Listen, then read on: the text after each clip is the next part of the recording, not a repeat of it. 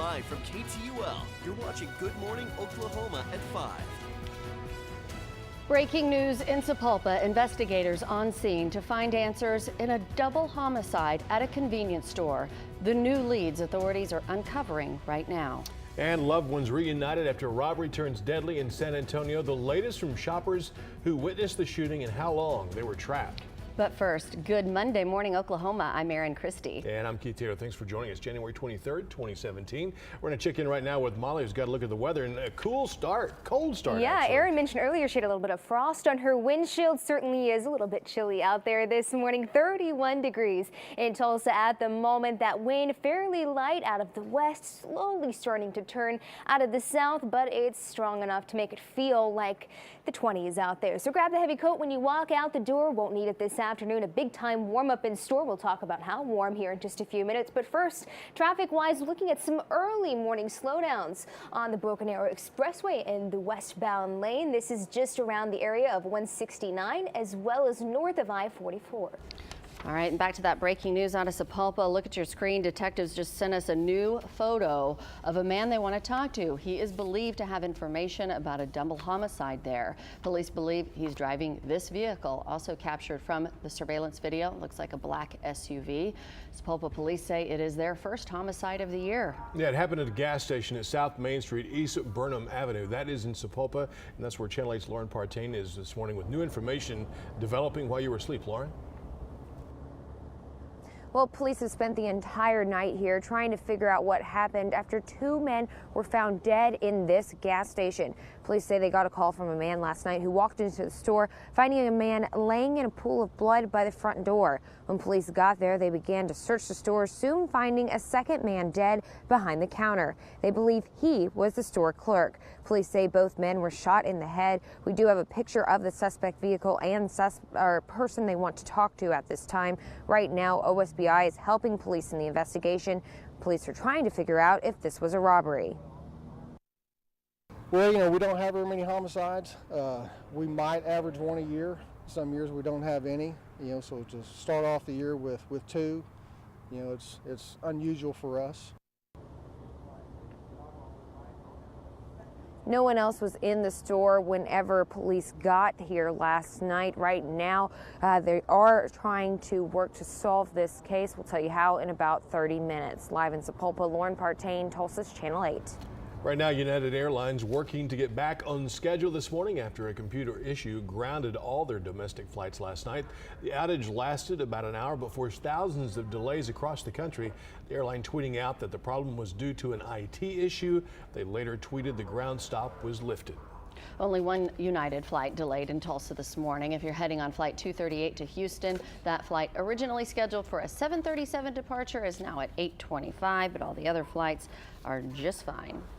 Haskell County man in jail this morning after trying to hide from the law in the woods. James Earl Frames accused of shooting another man in the chest Saturday near Keota and then trying to keep him from calling 911. The sheriff's office says there was a lengthy manhunt involving a number of law enforcement agencies. A game warden eventually found Frames lying on the ground in the woods.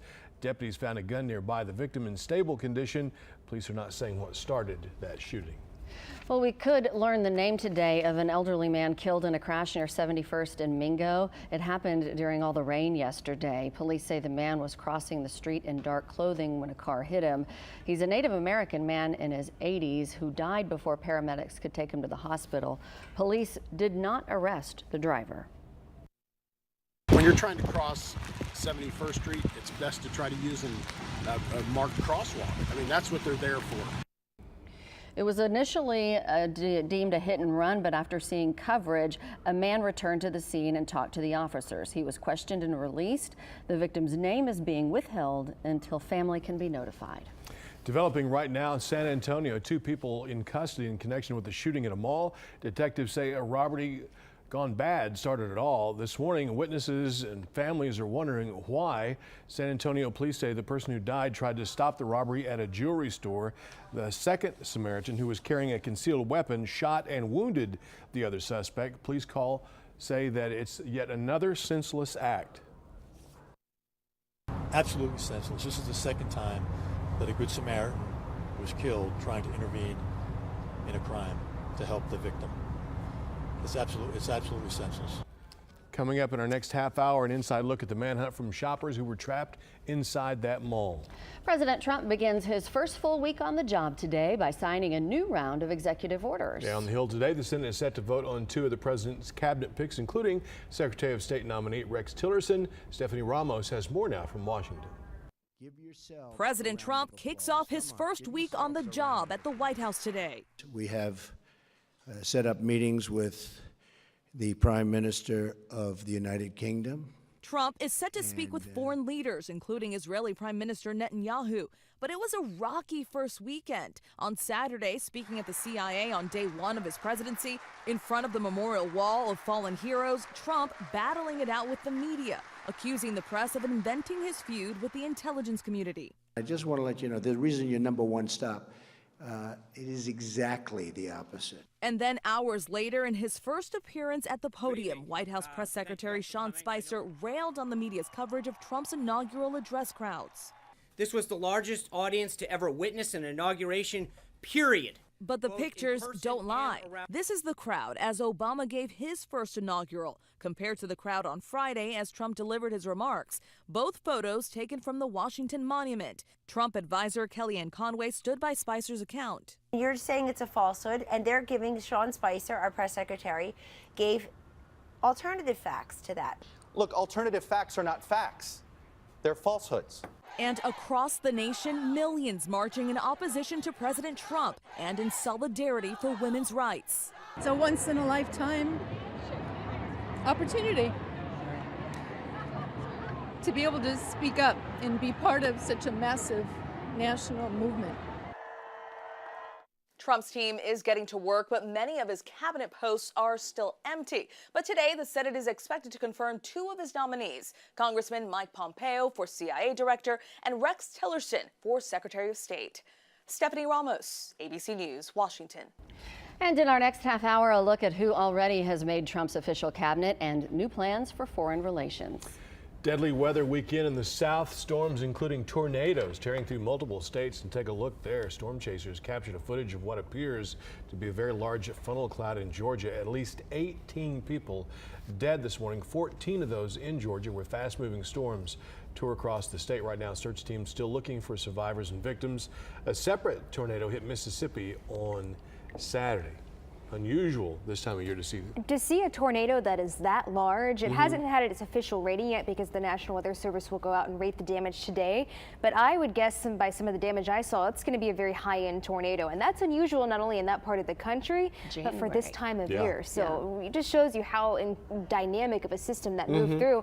And if you look at HD Max 8000 right now, you can still see that storm system swirling across the southeast. Almost looks like a hurricane. It's actually just a low pressure system, but the pressure also unusually low for that system as well. And that's moving up along the coast. It'll kind of turn into a nor'easter as it hugs the coast as it continues to move to the northeast. Very quiet across the central part of the United States. Zooming in a little bit closer to home here in Green Country, we're looking at just a few clouds across the far eastern part of our area as well as into northwestern Arkansas. These are very thin high clouds. Otherwise, skies are clear this morning. 25 is what it feels like in Tulsa. Out the door, 27 in Bartlesville, 28 for you in Ponca City. Feels like 30 in Tahlequah, 30 in McAllister. Bus stop forecast here in Tulsa, falling down to 31 degrees. That's where we're at right now, and then we'll climb very quickly this afternoon to 58. The wind's turning out of the south, and that's really going to help us warm up. 58 in Tulsa, the weather where you live across the area. 56 in Bartlesville, 58 in Okmulgee. McAllister even making it to 60. But check out all of this sunshine. Hard to complain about as we start off on our Monday, and that sunshine just going to continue for Tuesday into Wednesday. That's going to be despite the fact that we're going to have a pretty significant cold front moving through. You can see dropping our temperatures from 71 on Tuesday all the way down to 47 on Wednesday. But the 40s, the upper 40s is where we're supposed to be this time of year in January. So it's going to be very seasonable to finish out the week and stay very seasonable all the way through next Monday. Traffic-wise, you're looking at the drive times on 64, 169, and 75. Still seeing some early morning slowdowns, kind of unusual for this time of morning on the Broken Arrow Expressway. It'll take you about 15 minutes to get to downtown. All right, coming up, a rising baseball star taken way too soon, remembering a Royal Star pitcher following a deadly accident in the Dominican. Plus, prostate cancer screening's a new non-invasive method that could provide more answers with fewer procedures.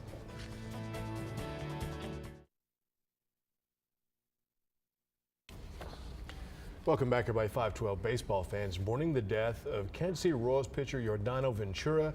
Some of them putting up this memorial in Kansas City, leaving flowers and baseball memorabilia. The pitcher died in a car wreck in the Dominican Republic. Ventura pitched in the 2014 World Series and then helped the team clinch the World's Championship the following year. Unbelievable that another ex-major leaguer also died yesterday, Andy Marte, in a crash in the Dominican Republic. So sad. Yeah, it is sad. The roads evidently are pretty poor. You can't go very fast. They need to do something about that. All right, 512 coming up next on Good Morning Oklahoma. A recall brewing that could affect your happy hour. The beer pulled from shelves this morning. And later, women taking a stand, how women in Oklahoma City are using this weekend's march for more than a one-time statement. Plus an update on the Galaxy Note 7. You remember them for catching on fire. The answers the company is finally giving for why. But first, this morning's Tech Bites from ABC News.